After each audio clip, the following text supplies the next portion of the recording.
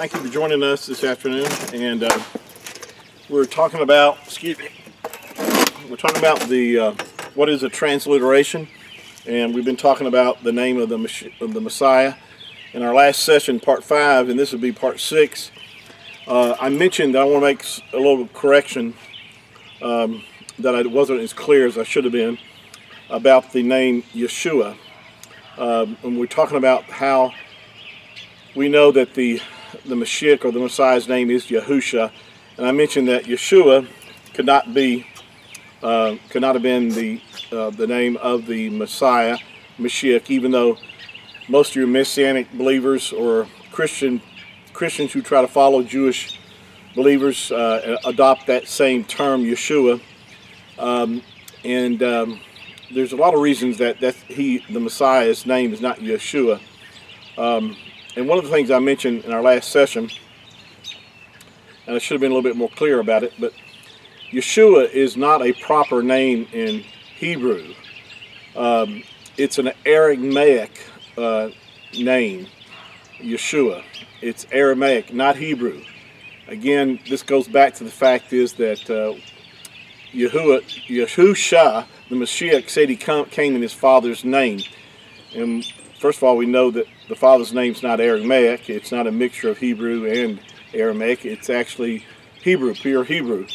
But I want to point that out to you, that because I think I just said that Yeshua is not a Hebrew proper name, but I didn't stress or say enough that it is an Aramaic proper name, used only 28 times though in all the scriptures. It's only used 28 times, and the reason that you see it in that form is that this is after the Babylonian captivity. This is later, in the later books that were written. They shortened the name Joshua, and by the way, this is no reference to the Mashiach. There is no reference to the Messiah or Mashiach being called Yeshua anywhere in the scriptures. His name was given in Zechariah chapter 6, verse 11 and 12, where you can find that the name that was given, the Mashiach, or the one that would build the temple of Yahuwah, is called, he's a type of the son of Yehosadek, which is Yahuwah, our righteousness. And his name is spelled in there. It would give you the pronunciation, the transliteration.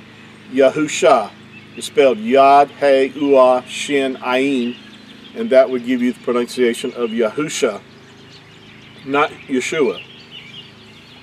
And so I just want to mention that, first of all, that there's no reference to the Messiah ever being called Yeshua. It's in reference to Joshua, the person you know is Joshua. It's mentioned 28 times in the scriptures. Now the name YAHU Sha, which is really, even though the person that we know is Joshua, the son of Nun, carried the same name as the Messiah, but the Messiah, the Mashiach, is the son of Yehosadek, or the son of righteousness, which is Yahuwah, our creator. And so there's a vast difference. Even though they bore the same name, YAHU Sha, there's a difference between the son of Nun and the son of Yehosadek, which is Yahusha, our righteousness. Now, I hope you see that. We can go in more detail about that later, but I did want to mention that that Yeshua is not a proper Hebrew name. So, it's Aramaic. All right, now, another thing I want to bring out is we're talking about the transliteration of the Messiah's name, the Mashiach's name. I'm going to hold this up and show you the Hebrew letters. I'm going to use the modern script. Remember that Hebrew reads from right to left. The first 3 letters, the Yad, the He, the U, the Uah, this is in modern Hebrew referred to as a Wah or a Vav, and we know that in ancient Hebrew there was no W or V sound. This gives us the first part of our Creator's name, Yahu. The last 2 letters, this letter looks like a W, is actually a Shin, or Shane, how you would pronounce the letter itself. In ancient Hebrew, it would be more pronounced like a Shane than Shin is how it's pronounced in modern Hebrew. this letter here. This letter looks like an eye. I mean, it looks like the round shape of an eyeball. It's an ayin. It's called ayin or an ayin in the ancient Hebrew, but ayin is what it's referred to in modern Hebrew. But YAHU Sha, this Sha would give you the sound of these two letters. In other words, these two letters transliterated into English letters would give you the pronunciation of Sha. The first three letters, again, we're using the term transliteration, because that transliteration, if you remember in our study, that it's pronouncing the word or the name, the proper name or the word, the same that it would be pronounced if you were, you know, using your letters in English to pronounce the same sound, make the same sounds that these letters make in Hebrew. These letters make in Hebrew YAHU Sha. That's what this is. This is a transliteration. Of course, English reads from left to right. Hebrew reads the opposite. But again, these three letters go right here. And the transliteration of these two would be Sha. YAHU Sha is the name of the Mashiach, and how his name would be transliterated if you were reading Hebrew and wanted to know how to say it. We talked about the fact that you know, that Jesus is a recent. It's an English word that was made up almost about 500 years ago.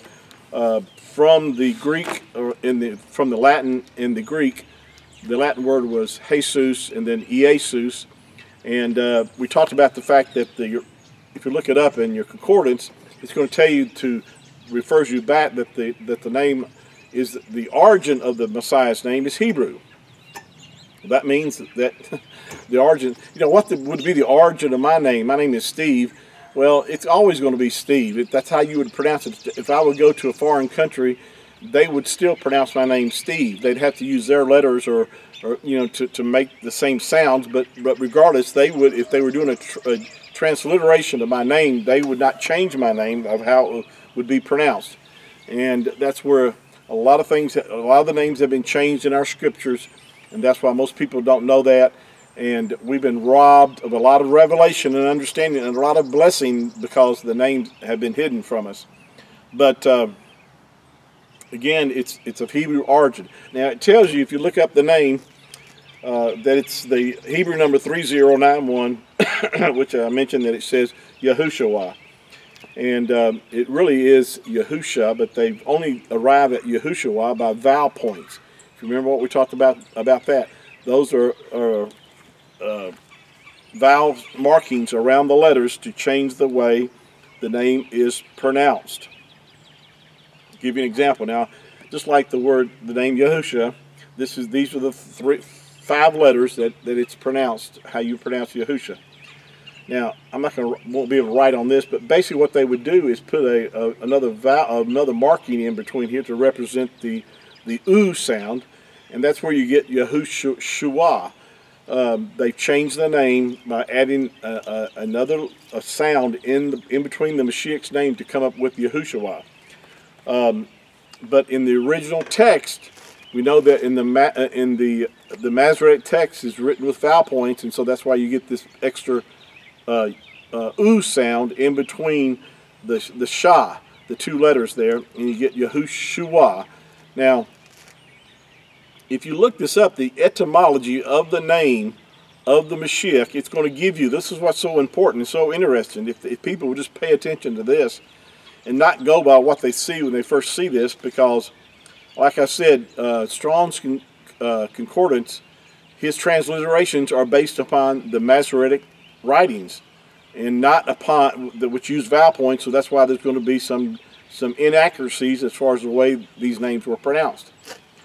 If you're really trying to get to the truth, you'll investigate that and know that.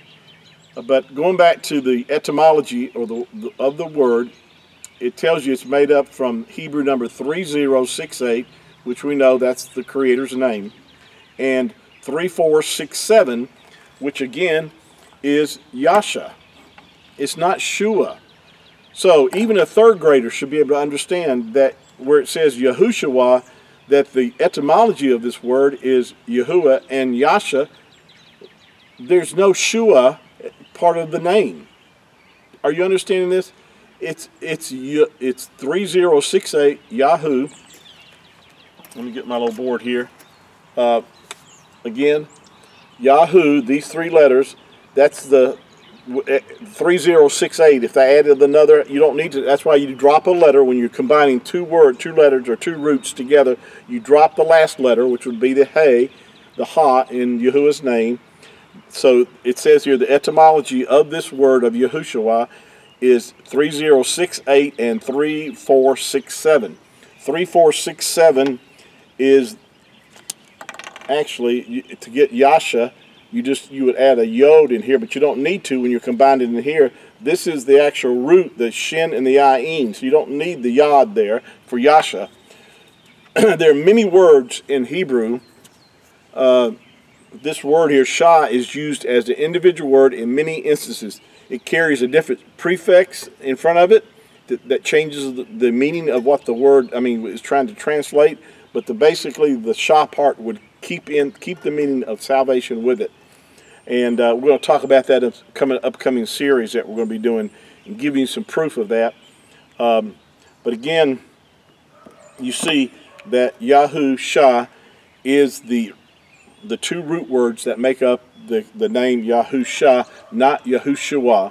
So for those who hold on to YAHU Sha, Yeshua, actually it means to cry out. It's the Hebrew number 7768. Again, it is spelled, if you just use the letters, let me just erase this, the part here, Shua, is spelled with the shin and the the letter u and the ayin. Okay, I was using the o letter, the ayin. Of course, that's just one form of the letter, but again, this is what an ayin looks like in modern Hebrew. Okay, so I was using the ancient o-looking letter there, but again, Shua actually means to cry out. So why would you attach that to the Creator's name when we know that Yasha or Sha means salvation, deliverance, and then use the word Shua? I think most people do, simply because when they look at their Strong's Concordance, this is where the deception or the error lies in the Strong's Concordance, showing that it's Yahushua instead of Yahusha. And the only reason it says Yahushua is because his translation or transliteration is based on the Masoretic text, which used the vowel points to change the pronunciation. So we're going to stop here, and we'll pick back up on our next session. I think this is part 6 that we're doing right now, and this is I hope this is helping you, and let me know if you are. Give me feedback. I appreciate any kind words you like to say. Not looking for any bad remarks, but if you disagree, that's fine. I'm just here to preach what I've learned, teach you what I've learned. Hopefully it'll help you. We're all trying to arrive to the truth. If I'm off some area, then help me, and we'll find out the truth of that we're all seeking for. Well, thank you for your time this afternoon. Baruch haba Hashem Yahuwah. We're looking for our Mashiach. It's coming again soon, and I'm looking up. The scripture says, "Look up, for your redemption is drawing near." I know it's drawing close, and I'm very excited about that. And I hope that you are too. I hope that your life, that you're committed to walking close with Yahuwah in these latter days, because Satan will like to try to draw you aside. And unfortunately, some people have fallen away, but I encourage you not to be those that who stray away from the truth, but are seeking and staying committed to Yahuwah and looking for that blessed hope that we're looking for of His return. Well, see you next time, and Yahuwah's blessings be upon you. Shalom.